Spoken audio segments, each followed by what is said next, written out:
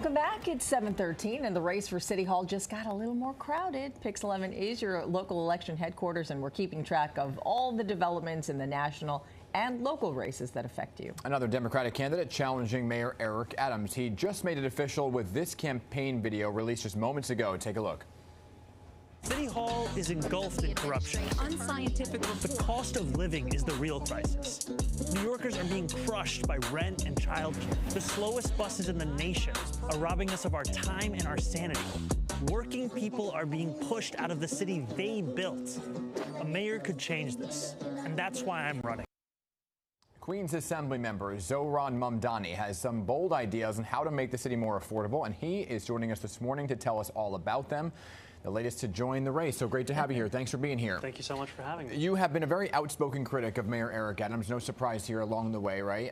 With many of the issues. Now there's all these investigations swirling around the mayor and his administration. Why did you decide to join the race at this juncture? Was it always something on the horizon for you? You know, it's something that has been brought to me given the outrageous cost of living crisis that's been taking place across the city.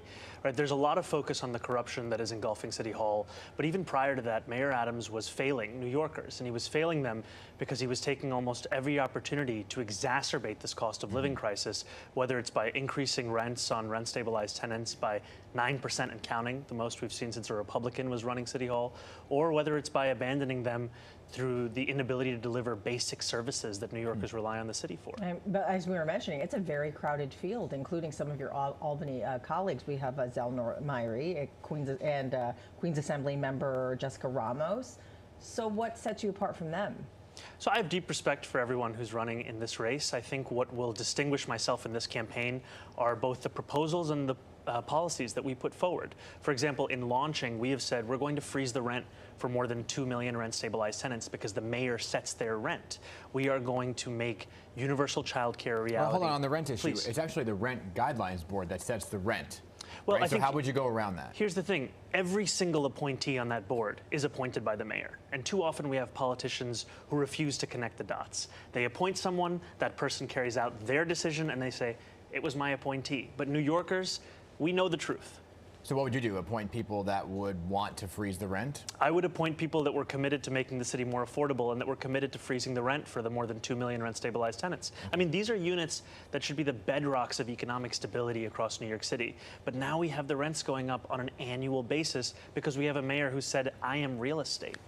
Okay, you're also the youngest person to put their name in the ring right now. You're also a very vocal critic of what's going on in Israel.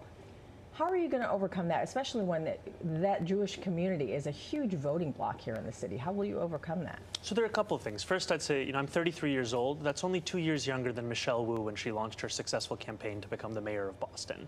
And on the question of what's happening in Israel and Palestine, I don't actually view Jewish New Yorkers as a monolith. I've seen many Jewish New Yorkers at the same protests and rallies that I've been at, calling for basic humanity to be afforded to all people and saying, do not let our pain be weaponized to create more of that exact same pain in Palestinians. What we are calling for is just humanity and the equal application of universal rights.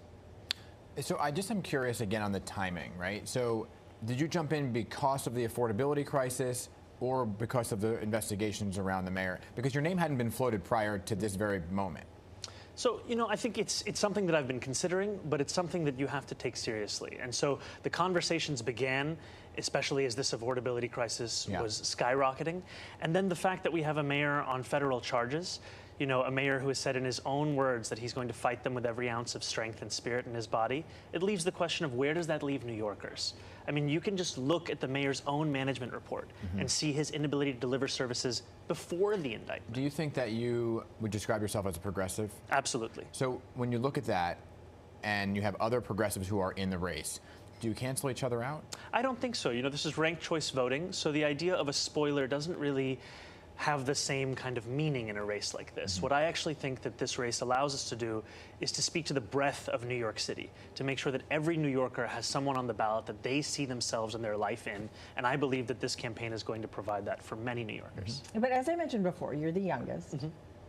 And when we talk about name recognition, a lot of the folks that have already put their name in the hat have more name recognition than you. And then we talk about campaign funds? Because right now you have less than 3 months to qualify for the city's matching campaign funds program. How are you going to deal with that? So I'm actually quite confident about our fundraising prospects. And the reason for that is I've heard a lot of excitement from New Yorkers who just don't see either themselves or their lives in the policies and the politicians that are being put in front of them. And just since we've launched, there have been so many people who have already come forward to contribute to our campaign. And I am confident that we will actually qualify for matching funds in the first filing period for which we're eligible, which would be the first campaign to do so. On some of the larger issues right now facing the city, the migrant crisis being one, crime being another, right? How do you see that playing out? Because it sounds like when you're from a New Yorker that we talk to, that those are the two top issues besides, of course, the economy. So how do you see that playing out if you were to be mayor with the migrant crisis and crime? You know, with the migrant crisis, it's something that's very personal to me. My father's family was actually expelled from their home, and they became refugees in 1972 and lived in a refugee camp. And now here we are in New York City, where the mayor has used his bully pulpit to demonize our newest New Yorkers. And what I have done in my office is serve more than 1,000 asylees over the past year, providing them with city services like applications to ID NYC, like getting reduced fare Metro cards. These are things that should be in the city's purview. And I'm doing it all on the staff budget of one deputy mayor. Now imagine what we could do if we took that commitment, not to demonize, not to demagogue, but in fact to deliver. And we brought that to a municipal workforce of more than 300,000 people and an annual budget of more than $100 billion. And then with regards to crime, you know, public safety is created in well-resourced neighborhoods through economic stability and dignified work. What we need to do is start to provide those very things, because the police themselves say when they are responding, there's already been a failure. What we need to do is to prevent that failure. Okay. Just the beginning. That's right. Assemblymember Zohran Mamdani, thanks for coming in this morning. Thank you so much for having me. Of course.